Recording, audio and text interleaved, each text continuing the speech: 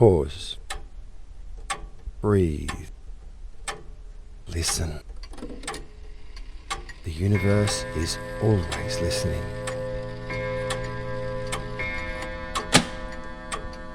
Now is the time for you to listen back. If you've ever felt that love was consuming you whole, the following message might resonate with you deeply. Let's talk about Venus in the 8th house, natally, in synastry, or in aspect with Pluto. And let's put that insight into action. Who said love has to be safe, or that it needs to be predictable, or that to be loved more you have to show less of who you truly are?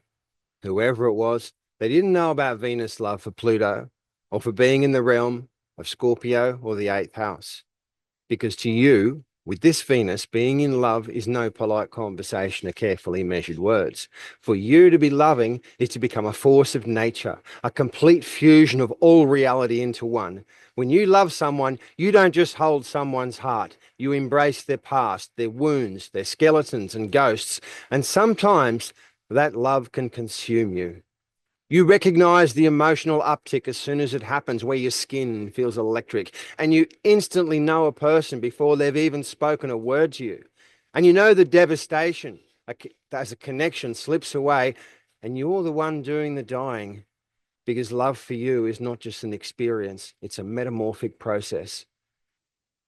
I want you to be absolutely clear. This intensity is not a flaw, it's a power. Your challenge in this life lies in learning how to own it, rather than letting it own you. You know how when your mind fixates on someone, and it could be on their last most recent text message, or their body language, or the tone of their voice right before they said goodbye to you last. Yet when directed inwardly, that same hyper-focused ability for reading subtext can become the driver of your personal alchemy. You can reframe the dynamic. Instead of stalking them and their behavior on socials, you can stalk yourself over what you do in your own life. Do this by tracking your progress and achieving something you're passionate about. You can learn a new skill, take on a project, or dive deep into writing your understanding of an esoteric learning. Think of it as the process of merging into yourself, with the secondary gain being that more you invest in yourself, the more magnetic you'll become to others.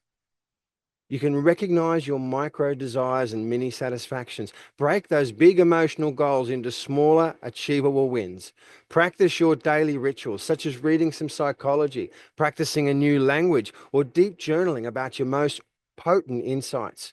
Recognizing these small wins produces self-generated dopamine, which means that your highs come from within you and not from someone else's presence or behavior. Cultivate curiosity without consumption. I know you want to know everything about the person you love, but instead of consuming them like a mystery to be solved, try this. Let them reveal themselves to you in their own time.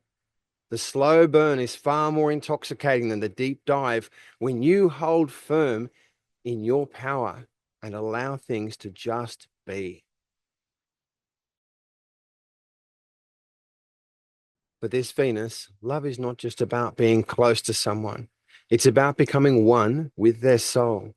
You see, the lesson of the 8th house is to know that a true merger never demands an extinction.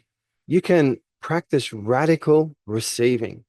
You always give so much to your lovers, your friends, and even people who don't deserve it. So flip that narrative on its head and let someone do something for you for a change. Start off small. Let them make you a coffee, and you can grow larger from that. You see, the first thing you'll notice is your emotional resistance. So lean into that feeling and allow yourself to explore it to its depths fully. There may be some tears or discomfort, and that's really okay. Just lean into it. You can build yourself a sanctuary of safety. And I love this little one. You compile a box of small personal treasures that you can touch and hold, which will connect you with deep feelings that you love to appreciate.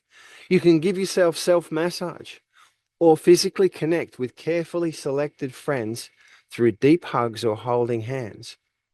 These actions will provide your body and your emotions with a safe, consensual closeness that you don't have to earn the right to express through struggle. Practice love without proof. And what I mean by that is practice leaning into your fears while affirming to yourself that people will stay. Rein in their hellhounds and open your curious mind. What you'll discover about their nature may indeed surprise you. You have the emotional range of a titan. You can pulse from euphoria into devastation and back again in a heartbeat. Yet being in deep water doesn't mean you're actually drowning. A structure will create stability for you. So set a daily ritual that belongs solely to you. Maybe a morning walk, a meditation, practice yoga, or even lighting a candle before bedtime. Don't leave it on. Will create a psychic anchor against the currents that are trying to sweep you away. It'll be something stable in your life that isn't dependent on the actions of another person. And get some sunshine. You see, sunlight is seductive and your body needs sunlight. Even 10 minutes a day of sunshine will boost your serotonin and help stabilize your moods. And if your situation prevents this, tune into the natural cycles so you can mimic them, like set timers to establish sunrise and sunset. Use warm lighting at night and cold light in the morning. You see, being connected to the natural flow matters much more than you think. Rewrite your abandonment narrative. Ask yourself, what is the story I'm currently making up? And write that down. Then flip it. For example, instead of thinking they left because I was too much for them, try they left because they weren't ready for depths. Not everyone can swim where you do, and that's perfectly okay. When you reach a limit and break, you break into every little tiny piece, yet you always rebuild yourself stronger. You don't just survive and get by, you transform into something new. You are the embodiment of spiritual alchemy. Your pain has a power.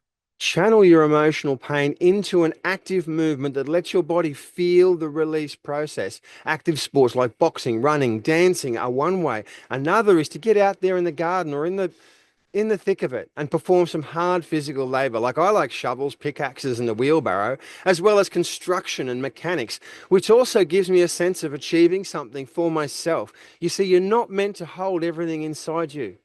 Exhaust yourself in the release process and learn to laugh at the darkness.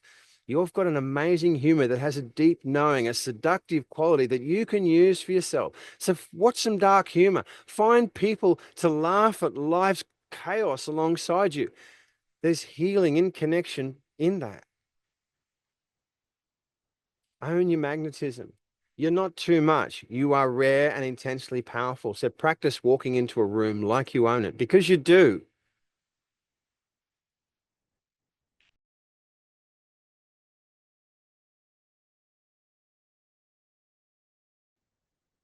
Venus in the influence of Pluto, Scorpio, or eighth house was never meant to love lightly. Yet love doesn't mean losing yourself. There is devotion without destruction, obsession without self-abandonment, and depth without drowning.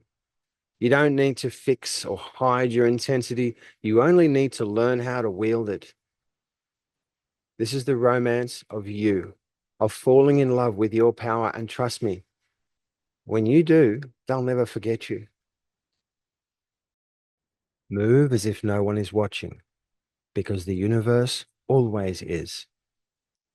My name's Mark Lingham from Results Astrology, and I'm dedicated to putting insight into action. If you have this placement or have ever loved someone who does, you know how it is. What's been your experience?